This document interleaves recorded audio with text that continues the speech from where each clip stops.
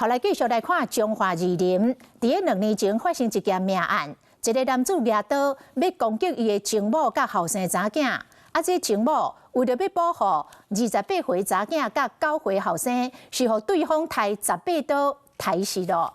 這個一審國民法官甲判無期徒刑，但是查囝講希望會當判死刑。伊講伊的老爸攏無懺悔，出庭的時陣還佫硬拗硬坐。伊是正驚老爸若會當假釋出獄，會危害到小弟的安全，所以才希望會當判死刑。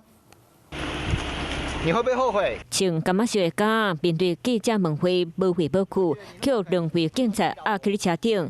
伊就是2024年用18刀撲死真某的李先生，一審叫判無期徒刑。當時嘛險啊受害的查某囝聽到判決的結果，感覺判受輕。沒有像如期一樣啊，因為我們要求的是死刑。死刑是因為怕他出來又危害家人。代志就發生在2024年11月中華二林，這一位李先生和生出來真某冤家相兩，想要到尾阿嬤李先生啉甲醉，甲真某討65萬嘛無想要扯，叫記住了後，就甲24歲查某囝佇咧相罵，真某擋佇咧頭前保護查某囝，煞叫撲18刀重傷過身。當時才9歲小弟嘛看一個軟卡。他說如果再來一次不會再犯，我覺得他對生命這部分一點都沒有覺得。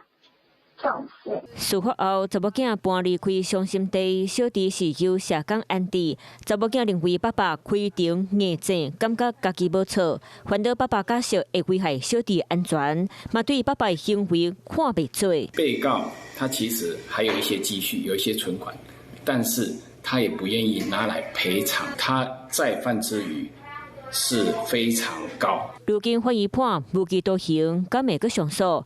家屬愛和律師討論，敢希望判決會當互因回到平靜的生活。